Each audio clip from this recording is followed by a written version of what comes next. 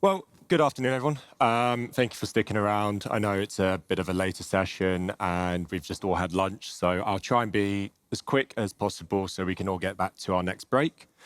But just to give a brief introduction to myself, my name is Carre. I'm a consultant based out of the London office of Lifescience Dynamics, where I work across a number of indications, neurology being one of the main ones. But this talk is actually going to be completely remit of neurology, and we're going to focus on the US tariffs and policies changes that have happened over the last year or so.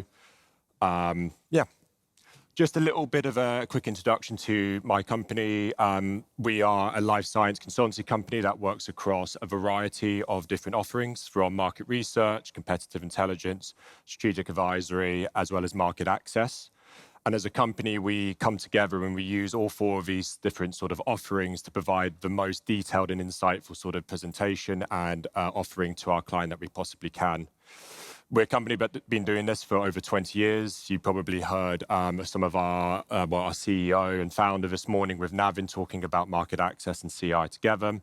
So this is something that is our bread and butter. We are based outside at booth 20. So if you have any other questions beyond just the session, please come and ask us. We'd be happy to talk about any of it. So just jumping into my talk then, I'm going to really focus in on sort of the recent and ongoing changes that are happening in the US sort of policy and tariff market. As I'm aware, most of you probably have seen countless articles about it. I wouldn't be surprised if I finish this talk, the US have woken up and we have another news article about it. So it's a very highly dynamic space, and I'm going to just focus on some sort of four key areas, realistically being how has the US tariffs policy shifted in the last year or so, where are the impacts that we're already seeing. So this will include a little case study on a small drug some people may know about as well. Then how the commercial and policy implications for Europe may span out. And then finally, how competitive intelligence can come in and support companies in terms of monitoring and providing the sort of insights to monitor and then address these issues. So just to quickly begin, I'll start with a bit of background. The pharmaceutical products between the EU and US for a very long time have benefited from what was called the Zero for Zero initiative. This was launched in 1994 and meant basically any US products had a 0% tariff on imported products. These were with partners from the EU, Japan, Canada. And this remained in place for many, many years, and even over the course of Section 301 tariffs, which are levied against China, our relationship with the US as well as Canada and Japan remained relatively unchanged.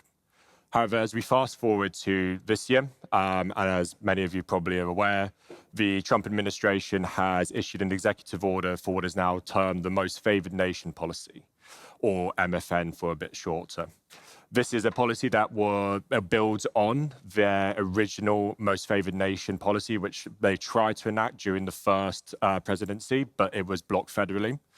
And quite simply, it is essentially just a policy that guides that any drug manufacturers that aim to sell in the US will need to be required to match or beat the price of that drug outside of the US. This results in, if a company doesn't do so, either a penalty, no penalties or fines will be given. Instead, the CMS will actually just not reimburse that drug at the listing of the US pricing, but rather at the MFN reference price. Following this announcement, 17 major pharmaceutical companies by July received letters from the administration asking them to make a response within 60 days and to align their US Medicare prices with the global MFN benchmarking.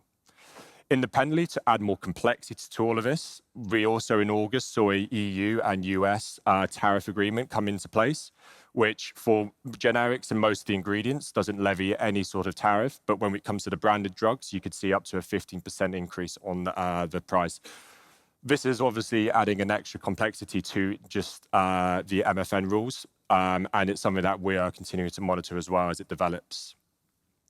And taken together, what these two things have really shown is that there has been significant shifts in the pharma industry, particularly driven by the US side, from a particularly stable tariff-free market for manufacturers to one which is now being driven by price benchmarking and is constantly changing. And this is meaning companies are having to rapidly adapt to provide new strategies to overcome these demands. So what are some of these real-world consequences that are ongoing at the moment? Well, first, it really represents a move towards US first approach. This is something that the Trump administration has talked about a lot, and is something that is now really feeding into the sort of the pharmaceuticals. This is something that has been happening throughout the year, and all of the things that are listed on the slide aren't explicitly tied to these policy shifts. They've happened within the last year, but it does highlight that there's a growing trend amongst many companies towards this US focus.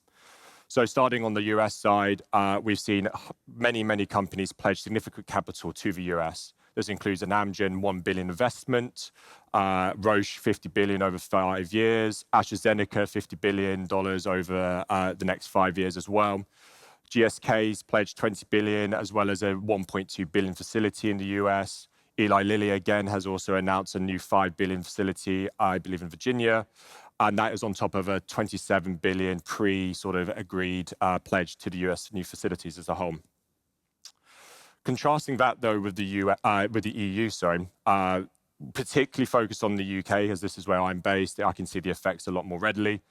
It's quite a stark contrast. AstraZeneca, for instance, have cancelled plans for a 450 million vaccine manufacturing site. They've also paused 270 million of other R&D investments. Eli Lilly has paused development on its Gateway lab, which was going to be worth in excess of $364 million. Sanofi itself has halted any new R&D investments, specifically citing the need for more tangible improvements in the commercial environment, which is quite damning. And then Merck as well, very recently, has removed its funding for a $1 billion facility in the UK and has announced that it's shifting these operations to the US. So along all of that, it's really quite clear to see that there is this fundamental change in the centres for pharma companies happening.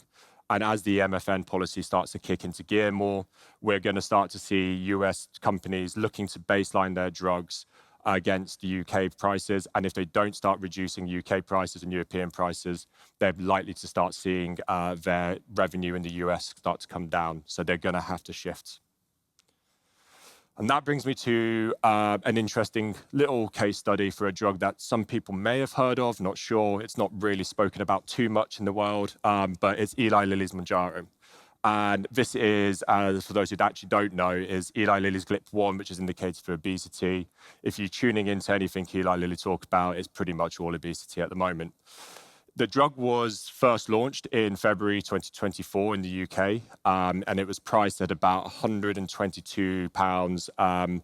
This was at the private price, and then the NHS started to reimburse it later that year. This is actually in comparison, though, to about $1,000 cost in the US, so quite significant reduction in price. Interestingly, though, given all of the changes that happen in most favoured nation, about 18 months later, we see Eli Lilly making an announcement that it is going to increase the cost of the drug by about 170% for up to about £330. So quite a significant increase. Thankfully, in the UK, NICE stepped in. They've been able to negotiate a confidential commercial access agreement. This is estimated to have increased the cost still to about £247, although the exact figure isn't fully known. It's a confidential agreement. But it does mean that private payers will still continue to see that increase. So for a lot of people, that price is going to hit their pockets. And the reason this has happened, as I mentioned, is under the new most favoured nation policy, Eli Lilly was looking to make sure that it kept its price and its status in the US as beneficial and revenue driving as possible. And if it didn't start to change prices in the UK, it could be likely that they would start to see revenue drop in the US. This is actually quite an important point as a whole because, thankfully, although NICE stepped in the UK, this is going to start to create more tensions for payers across Europe. Other European HTA bodies are going to be tasked to ensuring value for money for all these drugs that are out there and any drugs that are coming to market. And while companies are going to be expected to be listing their prices at lower prices in the US, that could erode into the US business. But also they may look to just increase prices in Europe as a counter. So for Europe, this could further snowball into risk of affordability, with many increases in inequality to access between markets, whilst countries with less negotiating power may actually end up just having to suck up and take the bigger prices. And that isn't just the only sort of thing that's happened recently with Mounjaro. There's been a few other examples that have happened in the last couple of weeks alone. So BMS, for instance, have announced that Cobenfy, which is its new schizophrenia drug, is going to launch at the same price in the UK as in the US, which is a real start shift towards price parity across both these markets. Novartis has also announced plans to launch a patient platform in the US, where it's going to offer Cosentyx at a 55% discount, maybe as a way to circumnavigate the MFN policy or to potentially even gain favor with the administration. In a very similar way, Pfizer has also announced that it is going to enter into a voluntary agreement with the US government to lower drug costs by around 85%, as well as also offering for a new direct-to-consumer platform and whilst also increasing investment in its onshore drug development. Again, these sort of direct-to-patient platforms seem to be becoming a bit more popular. We aren't overtly sure how they're going to affect patients directly because these will still require out-of-pocket costs. But it seems to be, for now, a way of appeasing the Trump administration to get this grace period where they can continue to levy the full price of their drugs through the actual Medicaid system. So from these examples alone, the message is really clear. Companies are actively repositioning themselves in response to the US pressures, and Europe is likely to start to see even more significant changes as these developments continue to evolve. So what is this going to really mean for European companies? And to begin with, I'm going to sort of provide a 1,000-foot view of some of the things that we think are going to start to happen and what we're starting to see change. So first, as it's quite obvious, risk of reduction of investment in European R&D. Europe, as you can see from the slide I showed earlier, is already struggling with competitiveness in attracting pharma investment. If it continues and R&D dollars continue to be shipped towards the US, European research hubs could also start to see a gradual decline in their funding. Second is the supply chain disruption. With a lot of this investment focused towards manufacturing plants, et cetera, in the US, as companies are pivoting towards that US manufacturing as their baseline, existing European supply chains are going to start to be destabilized and could raise risks of shortages in the EU, as well as during a transition phase, affecting any sort of accessibility to certain drugs. And third, as I mentioned just then, reduced drug accessibility. As European price lists rise, likely due to the MFN, payers will need to raise healthcare spending likely to maintain treatment access. And in some cases, cost-effective thresholds may block therapies entering into the market altogether. So how are the companies going to adapt is the next question.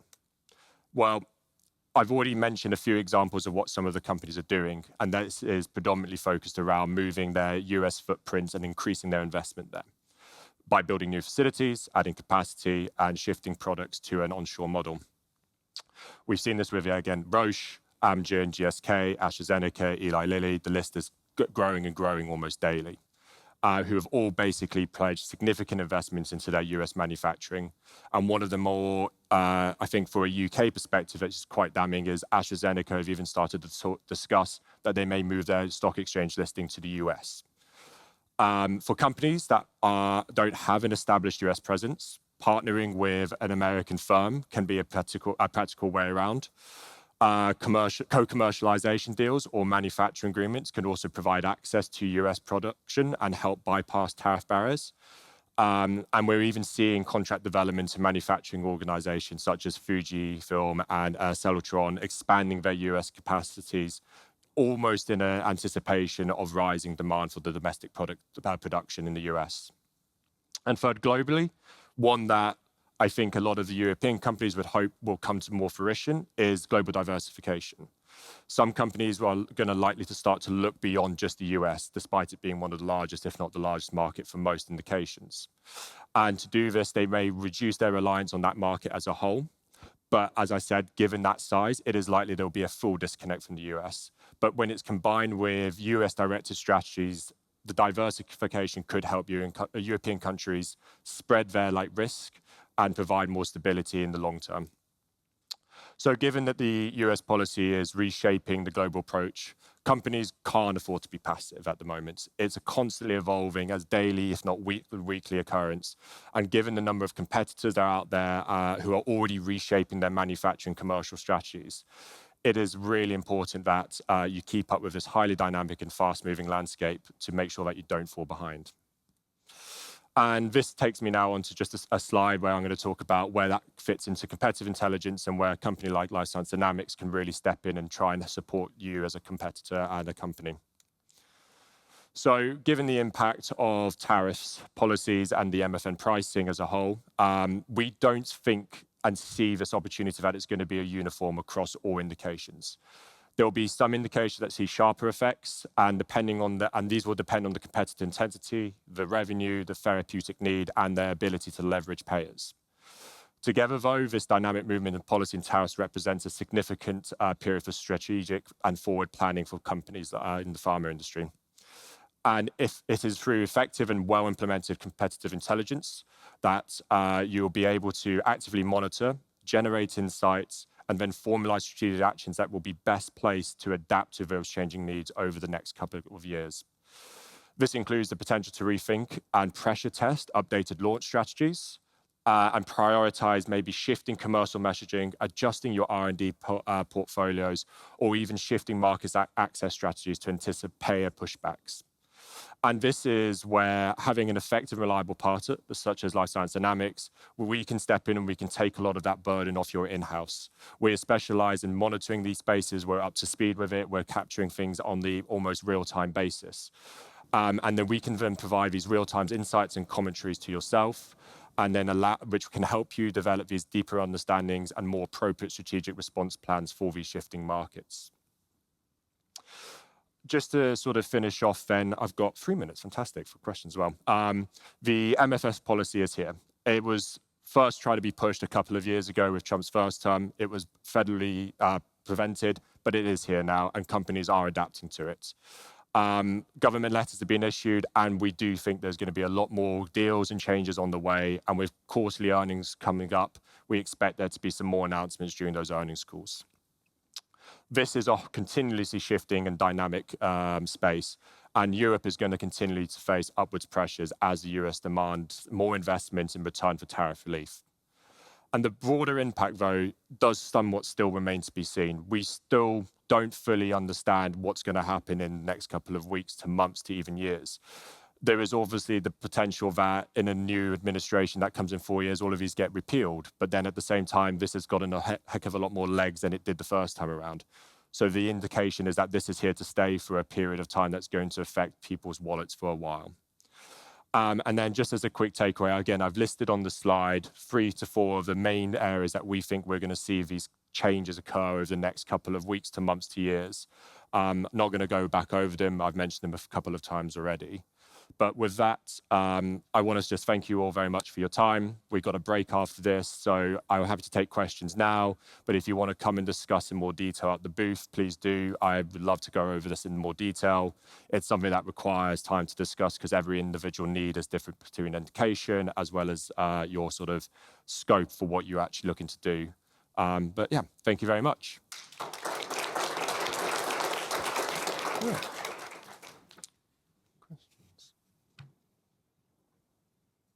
Yes. Of course.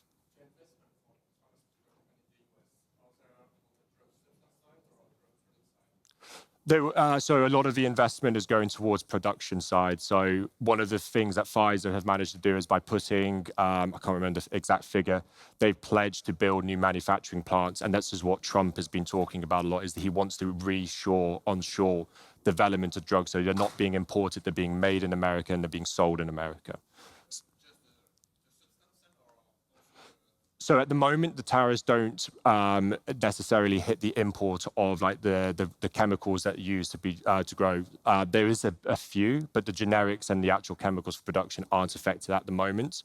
It remains unclear what's going to happen there because there likely will be a change. As I said, like it could change next week, it could change today even. But at the moment, it's just the branded products that are affected. Yeah.